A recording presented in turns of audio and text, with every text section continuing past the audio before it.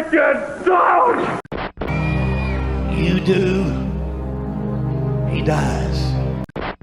That I can take more punishment than any man in the world! Ashes to ashes. Dust to dust. And I'm gonna take care of these roads if it's the last thing that I do!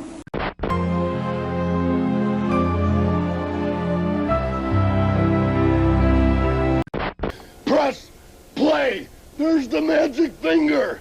Pressing down! Yeah!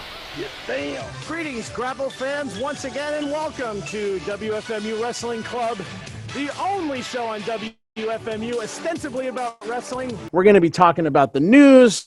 We're going to be talking, we got some songs to play. We got some rare clips. And today is September 11th, which is the 19th anniversary of, it's kind of weird to say anniversary, but it's been 19 years since the tragedy at World Trade Center.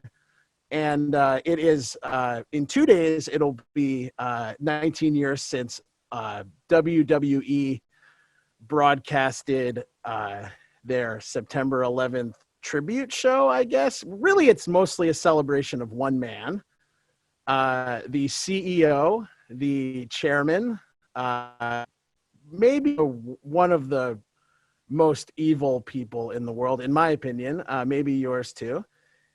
Vincent Kennedy McMahon. So we're going to be doing a deep dive into the life of Vince McMahon from his beginnings as a failed promoter of Evel Knievel to the ascension of the WWE/WWF in the 80s and 90s to him becoming a proto-fascist, proto-Trump TV billionaire. But we're going to need to hear your calls again, 201-209-9368. Brett, how excited are you for the show today? I mean, it's so exciting. I mean, like you said, we're 19 years since this courageous night where Vince McMahon kind of defied safety regulations and had the largest gathering indoors of anyone 2 days after the worst attack in America. And today we are honoring him. Not to say that what happened on 9/11 wasn't important, but just to say that in the world of WWE, in the universe of WWE, Vince McMahon's contribution to that week was paramount and perhaps maybe exceeded what was so important about it. And especially because Stephanie McMahon took the time during that show to say, a few years ago, some people tried to destroy my family. They attacked my father's reputation, they attacked my mother's reputation, and they attacked the World Wrestling Federation. They tried to rip us apart, but all they did was make my family stronger. And that's exactly how America feels right now. Well, I'm going to get to the news now. As we talked about last week, the past weekend was the big show was AEW All Out, their big pay-per-view. Brett, did you watch All Out? I did watch it. There were some fans socially distanced in attendance. I'm still waiting for Vince McMahon to, again, create history, gather a packed arena for the first time since the COVID outbreak. I'm looking forward to that. I've kind of got tunnel vision tonight. You gotta forgive me. I've got McMahon. No, I understand. You got the man on your mind. No, I understand. Yeah, definitely Vince McMahon will also, once again, forego any safety regulations and pack an arena full of wrestling fans. How many, I mean, that's funny. I mean, he kind of denied that coronavirus is going on, but we'll get to that in a second.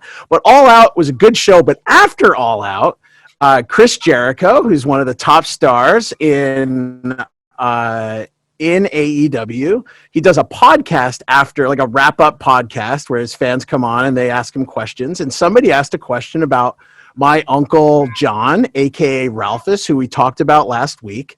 And Chris announced to his fans and to fans worldwide that Ralphus had passed away. And he forgot to credit us, Brett. He forgot to credit where that story broke, which is right here on WFMU Wrestling Club. But the sleuths on Reddit found out, and we were top of everybody's Reddit last week for a couple of days. That's pretty cool. What do you think? Wow. You know, right out of the gate, we're topping some of the biggest journalists in wrestling. Your Dave Meltzers, we are getting the scoops on him. Listen, you know, and Dave, if you're listening, we hope you got some rest last night. Anyway, moving on from AEW, we also lost another a bit player in wrestling in the past week. A wrestler from Half Pint Brawlers and TNA Wrestling, Puppet the Psycho Dwarf, passed away this week at the age of, I think he was 48. Brett, you got any memories of Puppet the Psycho Dwarf? You know, I think a criticism of wrestling is if you're allowed to use weapons, why doesn't someone just go into the ring with a gun? And that's it. I got a clip that he was the first person to do that, and let's play that clip now. I'm gonna even up the side. Whoa! It's a hand! The crowd is not responding. Everybody, just get away! I will shoot your kneecaps off. Whoa! There it is. I never thought I'd be happy to see that. All right, total nonstop action from Nashville Fairgrounds, 2002. What a man! Someday we're going to do a deep dive on 2003 TNA wrestling. If you're a fan of TNA wrestling, give us a call, or not a fan actually, give us a call, 201-209-9368. You know, one thing I want to talk about, Darren, is the big news that Vince McMahon is taking over the downtime of many superstars who like to use Twitch, who like to use Cameo, who like to use all these different third-party apps. There was a big ban on wrestlers making any money or publicizing themselves in any way outside of the WWE bubble. This is from Wrestling Observer by Big Dave Meltzer. The WWE sent out a vague letter to talent on September 3rd regarding third-party bookings that has led to a ton of questions among wrestlers, some complaints, and even drew a strong reaction from a former candidate for president in 2020. So yeah, a lot of talent was told they're not allowed to have their. Well, there was a lot of confusion. There was basically somebody told them that you're not only do we own your gimmick names, but your stage names, but we also own your real name, and you can't make money on Twitch. You can't make money on Cameo. You can't make money on OnlyFans. And a lot of talent were very upset. You know, wrestlers are independent contractors by definition, even though there's a lot of controversy about whether they are independent contractors or not, because... I would say they're not. Well, they're not, but they are... The nomenclature used. They're not... Well, they are classified as independent contractors, but that might have something to do with the political connections of the McMahon family. The McMahons are huge supporters of Donald Trump.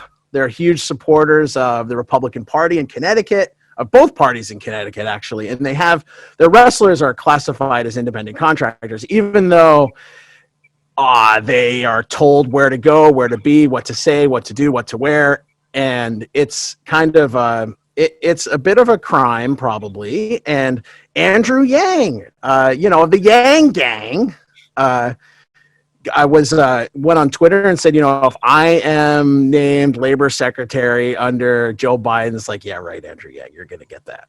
But he's like, if I get it, I'm going to investigate WWE. So good. Yeah, good. I'm not part of the Yang Gang. I'm part of the Chain Gang for John Cena, the C Nation. So my loyalties lie there. Just to say Vince McMahon supports Trump, I think Vince McMahon is the sole person responsible for Donald Trump being president of the United States. I think if there's no Vince McMahon in this story, there's no President Donald Trump. Well, I mean, Vince is the prototype of Donald Trump. He's I mean, Donald Trump stole his catchphrase. The "you're fired" catchphrase from The Apprentice was Vince McMahon's catchphrase in like 1998 when he was feuding with Steve Austin. Vince has like a weird relationship with his children that may or may not be sexual in nature.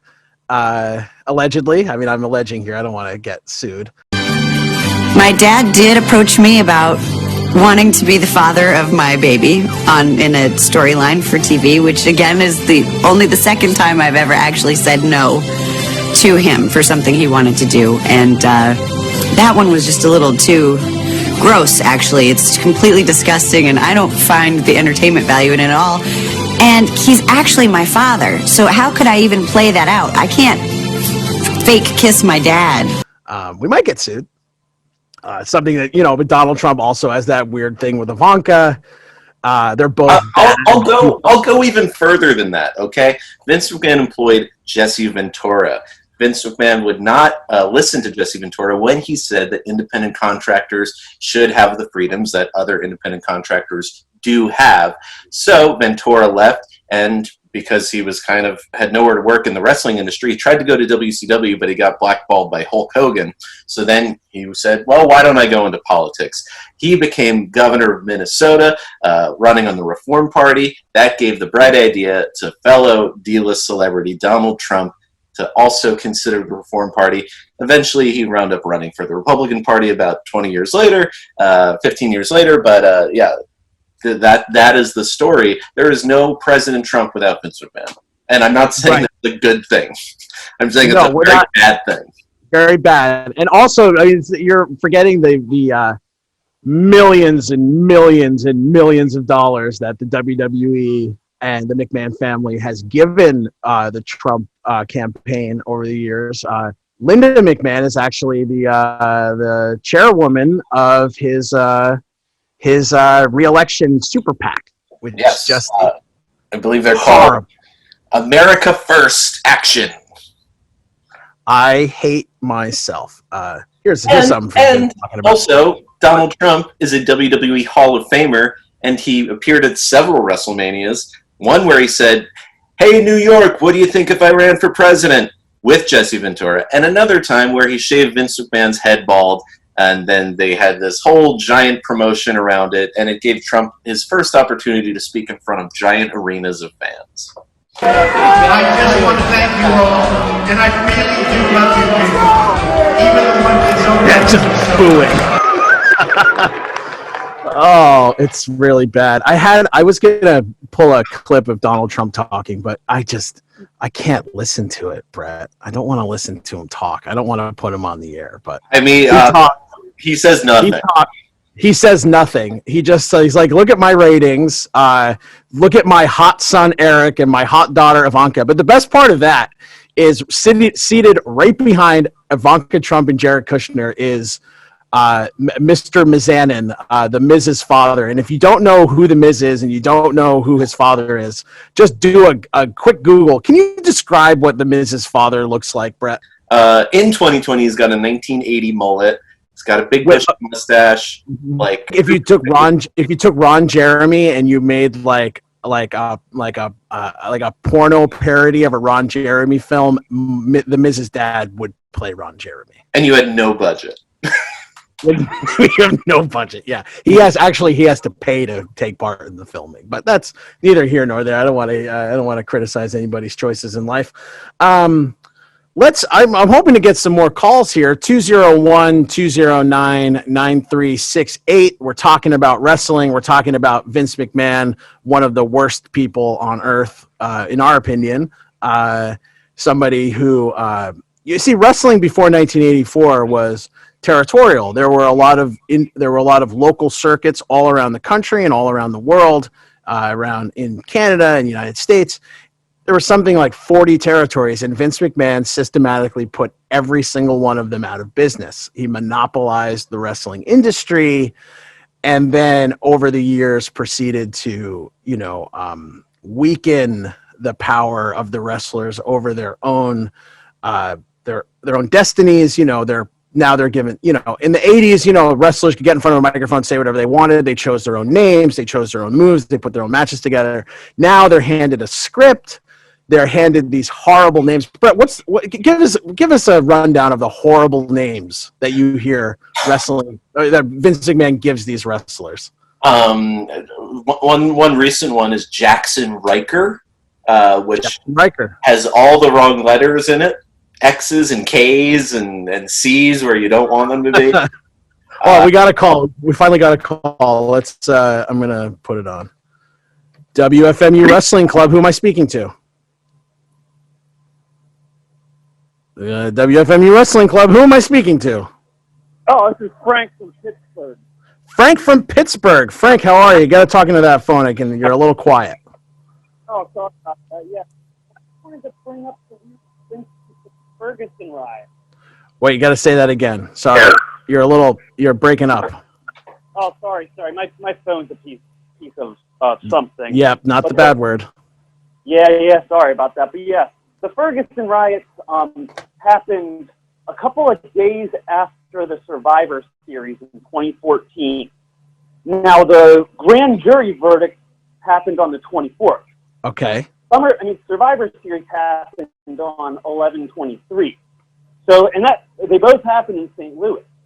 So, obviously there's no connection to that. But, do you think Vince McMahon used his clout to basically push the grand jury back an extra week just so that they could do Survivor Series without a hitch? Well, Frank, I want to thank you for your call. I don't know. I never realized that there was the tie-in there. Brett, do you have any thoughts on that? It wouldn't shock me. I do like that this is becoming Vince McMahon conspiracy theory hour. Yes. If anybody has conspiracies about Vince McMahon, we want to hear them. You're probably right too. Yeah. I will say, as far as riots in quotation marks go, there's been sort of a separate branch of Antifa that have actually been invading WWE recently. Oh God! Called Retribution. Yeah. They wear all black. They spray paint everything. They attack anybody that's in their way. They set random objects on fire. Yeah, Vince McMahon says that this is an apolitical gimmick, but use that to inform your decision about this Ferguson idea. I would think that in 2014 in Missouri, in St. Louis, Vince does have connections to St. Louis because that was one of the first cities he went into in the territorial days to take over from the local promotion there, which was St. Louis in the 50s, 60s, and 70s was the biggest wrestling city in the world outside of maybe Tokyo and New York. So maybe he does. I wouldn't be surprised. Someone's going to make a Godfather-style movie about Vince McMahon because the NWA was kind of run similarly to the Mafia, where you had all these branches in different cities. Everybody kept kayfabe. You didn't want to reveal the secrets of the family. And Vince McMahon was the first one to say, you know what, I'm young, my dad died, he's not around to see me, there's cable TV, I'm going to buy out every TV slot that these people have, I'm going to get into their arenas, I'm going to take their top stars, I'm going to raid their talent, I'm going to put them out. Their top stars like Greg the Hammer Valentine. Yeah. Yeah. Really? It was a tough time back then. But I got to do a run-in here. We got a call, and this is kind of unbelievable. And this is real. On the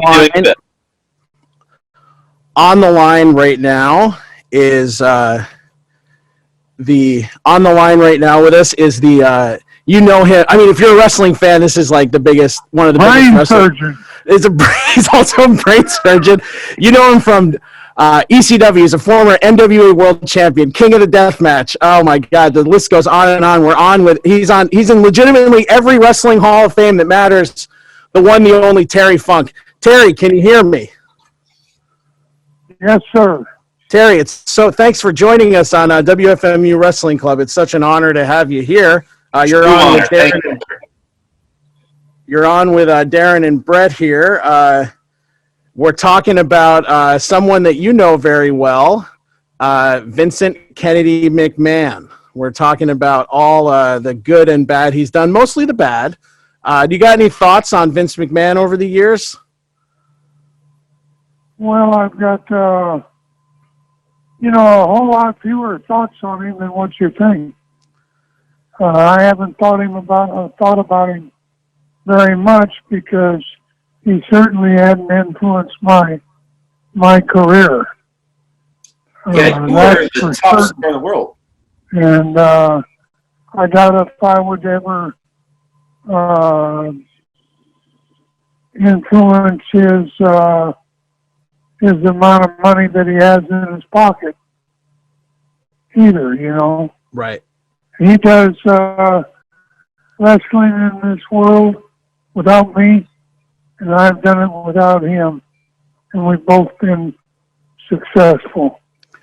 That's true. I mean, you were only in, I think you had 2 runs in WWF, WWE in the mid 80s with. It didn't matter to me if I had one. Right. I would have been somewhere else. Right. Making good money. Absolutely. I mean, that's especially in the mid 80s. I mean, you were the best in the world. You were one of the best. You were one of the biggest stars in Japan at that point. I mean, had been NWA champion. You were in Florida, Georgia, Texas. And you came in with your brother, and this is very Vince McMahon, right? Like he brings in the funk. Well, I didn't need Vince McMahon. Right. No, absolutely. Vince McMahon needed you. I didn't need the National Wrestling Alliance.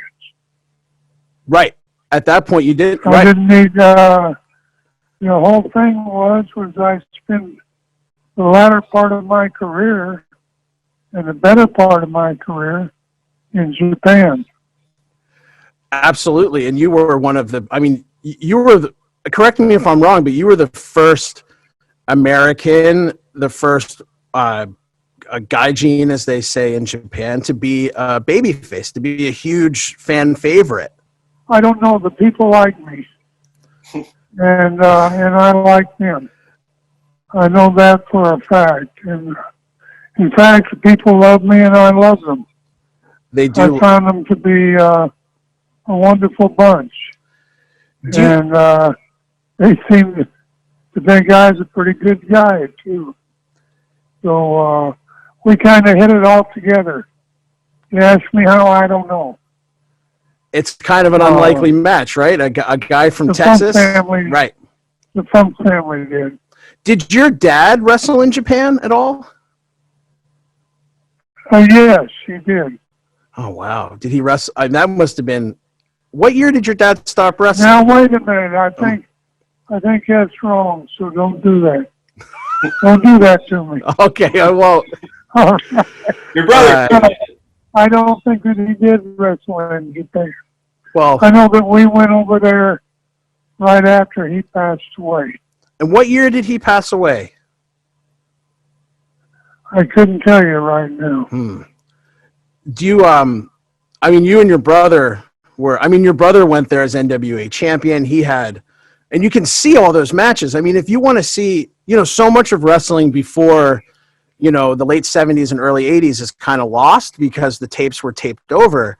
But the tapes the tapes from Japan still exist. So you can see your brother, you can see you in the 70s having these incredible matches. I've seen, your brother, you guys wrestled for Giant Baba, right?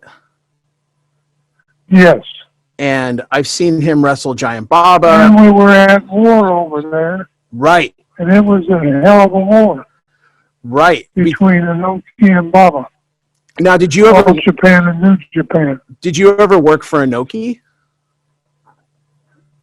Why, hell no. He was the opposition. Right. He didn't appear. I'd like to have, I don't know, maybe taken a little leak on him. That's fine. We support that. Antonio Inoki, he's kind of, I don't know. He always he's a weird guy to me because, he's got that weird thing where he loves, they went to North Korea and he's hanging out with Saddam Hussein. he's a weird guy to me, and like he was like very. I feel like Giant Baba, and I mean I'm just a fan, of course, but I feel like Baba cared for his wrestlers in a way, and like he made all these stars. Where Inoki seemed more like where Inoki felt more like a Hulk Hogan, where he wanted to be the biggest star and damn everybody else. That's exactly right. Was Inoki or was Baba the best promoter you had worked with? Of course he was. And I say that so quickly because who's the best promoter? Is the one that paid you the most. Right. And I know. And spoken like a true wrestling legend. If you want to give us a call, you can talk to Terry Funk at 201-209-9368. Terry, you're cool with us taking calls if somebody wants to call in and say, wish you well. Sure, I'll talk to anybody. Now, I got a question. Probably nobody out there wants to talk to me. No, that's not true. Terry, I've been once, our friend Jared from Flannelgraph Records set this up. Shout outs to Jared, the best. We love him here at WFMU. We have got all his records in our record library. When he set this up, I've been giddy all day. I mean, I tell people all the time, my uncle, I bring this up again. I just brought this up last week, but my uncle actually wrestled you in WCW in, I'd say, probably 2000-ish. My uncle, do you remember the character Ralphus? What was the character? He was like a comedy bodyguard for Chris Jericho, and then I think he was with Norman Smiley. And he was this big fat guy with no teeth, bald head. They put him in a belly shirt, had his belly hanging out. And you guys had one hardcore Sounds match. like he'd draw money. He might, he did pass, but I think he had a couple. Sounds like he might be one of Vince's champions. I think so. I could be. But that's always been a selling point to me that just, my uncle wrestled Terry Funk, the former NWA champion, the legend. Okay, we got a call. Let's see. Hello, you're on WFMU Wrestling Club with Terry Funk. Do you have a question? Yeah, Terry Funk, what's up? How's it going? It's going pretty good. Yeah, awesome, a whole lot worse. True. Yeah, man. I want to say I'm a huge fan of your work and whatnot with Cactus Jack and everything. But I got a question. What do you think about some of these new hardcore wrestlers out there, like Schlack and Nick Gage, if you're familiar with them? Well, I'm not familiar with them, but I know one thing, that they'd have to be awful physical to be as physical as me and Cactus Jack were. Oh, absolutely. Terry, when I was a kid, I was probably about 10 when you guys did King of the Death Match. And I was... we were idiots. We felt like we had to produce, or there was going to be nothing but Vince McMahon. Right. And that might have been true. Right. I mean, that's something that, one of your legacies in wrestling is that, in the 90s, you put over all the new stars. You put over Cactus Jack. You worked with Sabu. You worked with ECW. And that's... But they were superstars. Right. Because they were coming from such smaller venues, and we were doing numbers that were strong numbers. So if you look at that in a small area, what would we have done if we would have had national television? It was a couple. We would have kicked Vince's ass. You better believe it. Do you watch? We'll take Vince right off the map. That's right. Thanks for the call, bud. I appreciate it. I'm gonna thank you. You look at the new group now. Do you watch out there now? And have you watched? You compare them to us. And I'm not trying to brag or anything, but I think we could compare with them immediately and actually even be a better crew. Do you think you worked with Paul Heyman? Do you think of him? Did you Yeah, consider I'd him? like to say one thing about that too. Okay. Because Paulie's doing a hell of a lot more than what you think he is in New York Sure. right now. Sure. He was. I heard that he was. New York could not have existed without Paulie. Right. Do you think Paulie's a genius? Do I think he's a genius? Yeah. Why, hell no, but I think that he's as good as they get whenever it comes to running a wrestling club. If I was running a wrestling organization, if you think there's back, no better than sure. Paulie. If you and think Paulie's where he should be, but I wish he wasn't there. Right. Yeah, I really mean, do. Because he's under the thumb of Vince McMahon. So, if Paul's got a great idea for a new wrestler or a new talent or a match or whatever, he's got to get it through the boss. And Vince McMahon is, do you think Vince is past? I mean, I'm sure you think Vince is past his prime. If he ever had a prime. Past his prime. Why, hell, I passed my prime whenever I was, 20 to 28 years old, 30 years old. Sure. Hell, Vince has passed his 2 or 3 times.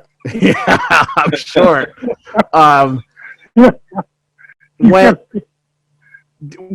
Thinking about wrestling geniuses, I mean, you've worked with everybody in the last. I mean, you started wrestling. Geniuses. Yeah. Who are some names that you think of? Who are people you think of as wrestling geniuses? People that understand the psychology and the all of it. Eddie Graham. Why? I always hear people bring up Eddie Graham, but so much of the tapes don't exist, and you don't really get to. So it's hard to digest that as a modern fan. They all, Roy Shires. There's so many guys that were doing so well. Right. That were in a small area, and they respected each and every other promoter's area. You follow what I'm saying? Absolutely, until Vince McMahon came in and blew it all up. Yeah, and did he do it? Would I have done it if I would have, if I had the power to do it at the time? I would have to think about that for a long time. Right, but I possibly would. Right. But I really don't think I would. Well, you got... really, so would I have done what Vince did? Yeah. But would I go against him in any way that I could and hurt him as far as his pocketbook goes? Well, you're damn right I would. Amarillo, you guys, that's where your father promoted and then you and your brother promoted until early 80s, right? You guys got out a little before Vince went national. Did you know it? Did you kind of have a feeling at that time that... Oh, absolutely, 100%. And what... actually told Dick Murdoch and Blackjack Mulligan what was going to happen.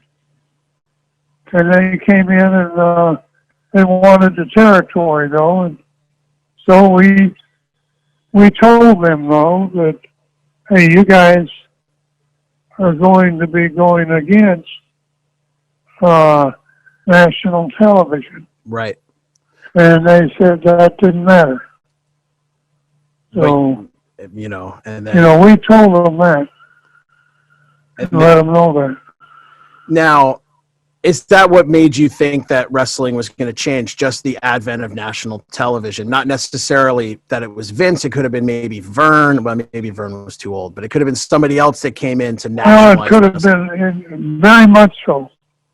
Who? Could have been Roy Shire. Right. They were all in geographically, they were located in the areas that could produce national television. It could have been. Do you think Paul Bosch? Paul Bosch, right? Was in Houston, right? The head of Houston at that time. And you had Fritz in and Dallas. He was geographically there. Right. Atlanta, Georgia, and Jim Barnett. Was a very crucial time in the business. Right. Somebody was going to get to TV, and it was Vince because he was coming out of New York, and it was the center of the media. Do you think national media? Do you think Vince there, had LA? Sorry. Do you think Chicago was also? Do you think Vince had an advantage because he was younger at the time? So New York is it. Right. New York was the advantage. That was the advantage. Because he had the capabilities of producing a national show. I see. You know, did anybody... Was Vince being honest when he said that he was supposed to end up in so many ditches? Were people like really trying to take him out that way? Why, hell no. Vince McMahon bombast? Yeah, Vince always likes to say that all the territorial guys wanted to hire hitmen to take him out or kill him or whatever. But you're saying that's BS. Maybe the Harley race story where he pulled a gun on Hulk Hogan. It's hard to know which is the tall tales in the world of wrestling. Oh, Terry, we still got you, Terry? Oh, I think we might have lost Terry Funk, Brett. Oh no. I mean, what a treat, though. Oh my God! We got another call coming in. Maybe this is Terry calling back. Oh, they hung up. It can't be stated enough. Terry Funk, all due respect to Bruno Sammartino, in the 70s, Terry Funk was the NWA champion. He was the biggest name in the world. That's after a long career already. Then he continued throughout the 80s, made a big name for himself in Japan, put on some of the most critically acclaimed matches with Ric Flair and WCW, continued in the 90s, sort of reinvented himself as this hardcore, violent, bloody wrestler in Japan, and then brought that back to WWF when... Oh, I think we're getting... Terry, are you there? Can you hear us? Oh, I think we... All right, I'm going to put that line on hold. And he continued. He was wrestling in the Tokyo Dome in 2010. This man is, when we say legend, it's not hyperbole, it's not kissing up to the guest. It's saying that he's on the show right now. Terry Funk is my favorite wrestler of his generation. If I made my top 10 wrestlers, he would be absolutely in my top 10, if not my top 5. I mean, I know, right? Who am I going to say is better than Terry Funk? Today, I'm saying it. You know what, Brett? I'm saying it. Terry Funk is my favorite wrestler of all time.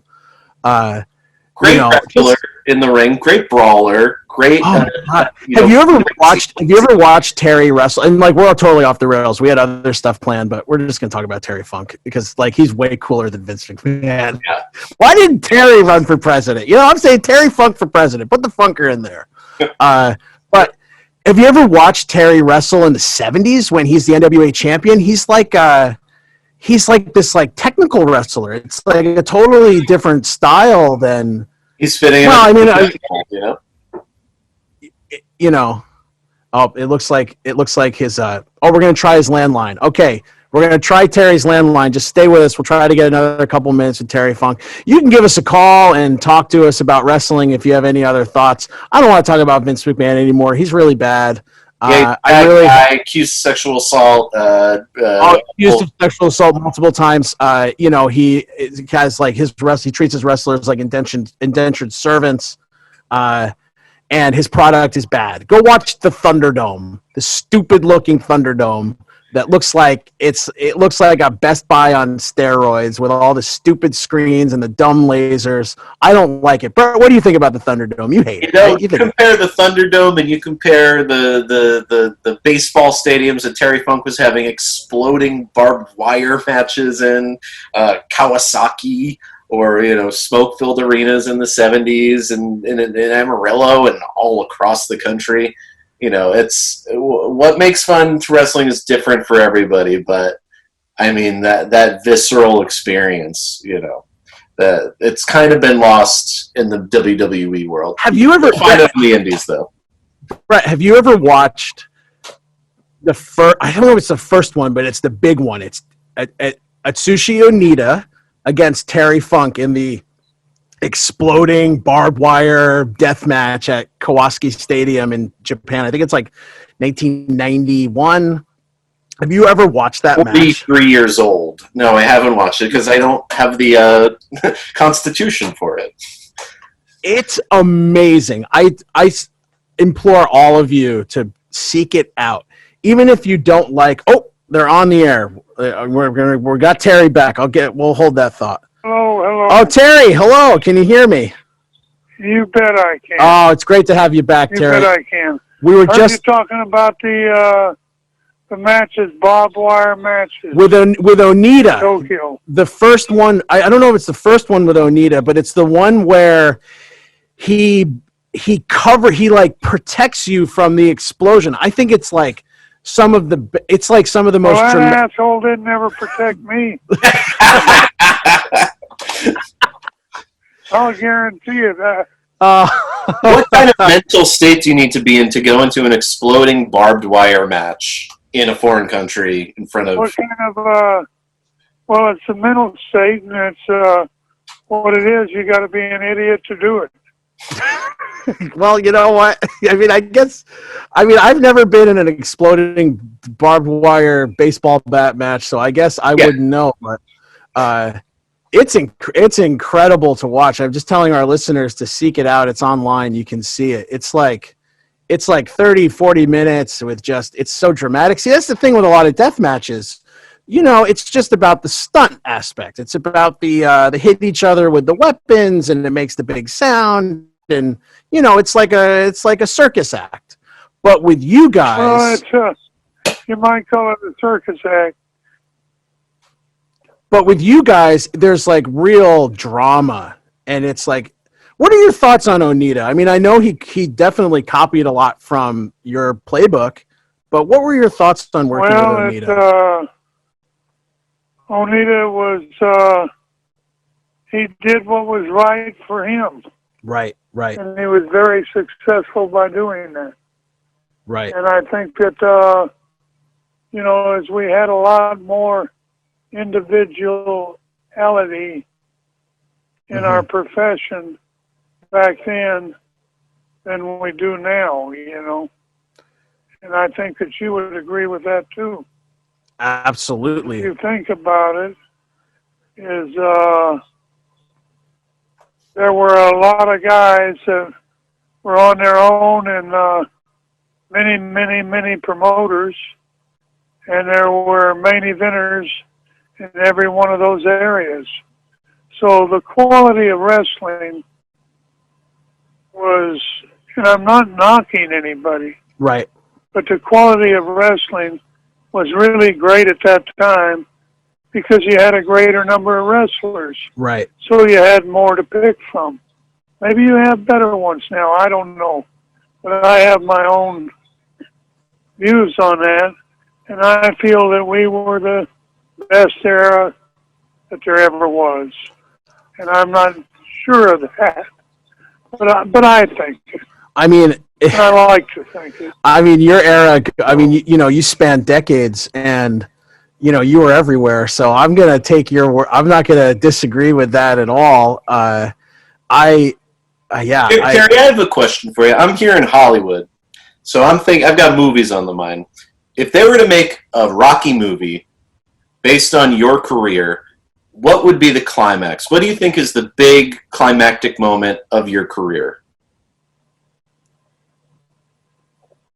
The climax of my career? Mm-hmm. And I don't think that I ever had a climax. Interesting. And I really mean that. I don't think I did. I think that I kind of walked away. Well, that means you're making sequels. I don't believe that I pursued the climax of my career. Right. And if I would have, I don't know what it would have been. This is probably been tearing up Vince's office or something. Terry, we only got a. No, I'm just kidding about that. And, I wouldn't do that. If you could, I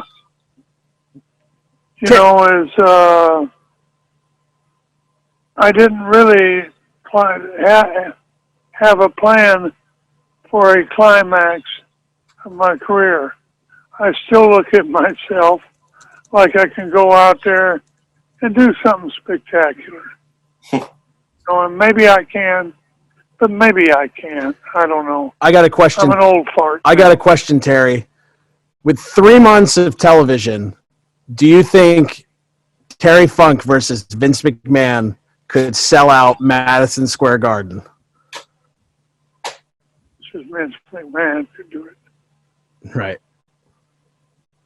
Well, thank you so much, Terry. It's a true honor to have somebody of your stature historically and talent. We're in awe.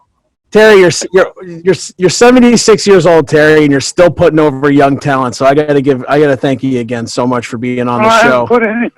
Oh, you put us over. You put us over. This is huge for us. We're so excited to have you on. Well, I want to tell you, you guys are good guys. Oh, thanks, and, Terry. You allow a different look. And so many people only allow Vince's look at the world of professional wrestling. And I really appreciate you for that. And I think you should be commended for it.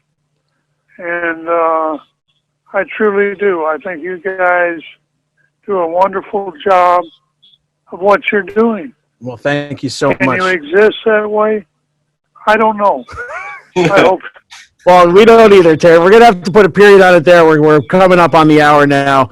Terry Funk, once again, on the phone with us today. You can check out the Dirty Funker on Instagram.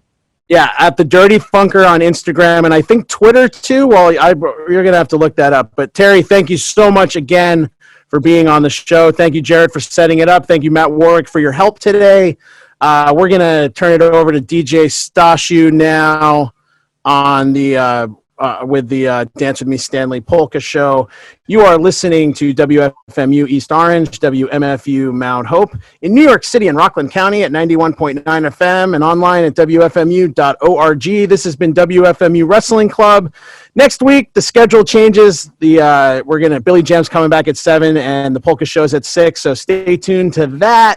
And I'm going to be on the air tomorrow night at 3 a.m. to 6 a.m. Saturday and the Sunday. So if you have some night terrors, come join me. Thanks, everybody, for hanging out. And this has been WFMU Wrestling Club. Thank you, Terry. The Wrestling Club with Darren and Brett. We've got a show that you'll never forget.